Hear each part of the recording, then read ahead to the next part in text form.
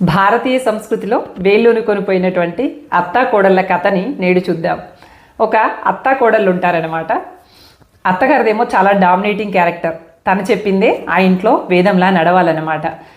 కోడలిదేమో చాలా స్వతంత్ర భావాలు, విశాల దృక్పథం కలిగినటువంటి మనస్తత్వం అన్నమాట. విశాల దృక్పథం అంటే మీకు అర్థమయ్యే ఉంటుంది, అందరూ తన వాళ్ళే అనుకునేటువంటి భావన ఉంటుంది. స్వతంత్ర భావాలు అంటే సొంతంగా నిర్ణయాలు తీసుకోగలిగేటువంటి తెలివితేటలు ఉండడం అనమాట. ఇంకా భర్త ఏమో తల్లి మాటే వేదంలా భావిస్తూ ఉంటాడు. ఇలా వాళ్ళ కుటుంబం సాగుతూ ఉంటుంది. గడుస్తున్న తర్వాత అత్తగారికి కోడలికి మధ్య విభేదం వస్తుంది. చాలా విపరీతమైనటువంటి విభేదాలు వస్తాయన్నమాట. ఇంకా అత్తగారు ఎప్పుడు తనని డామినేట్ చేయాలని చెప్పి, అనచాలని చెప్పి, తను చేసింది ఏదైనా కరెక్ట్ కాదని చెప్పి, ఇది తప్పు అది తప్పు అని చెప్పి ఆ కోడల పైన డామినేషన్ చేస్తూనే ఉంటుంది.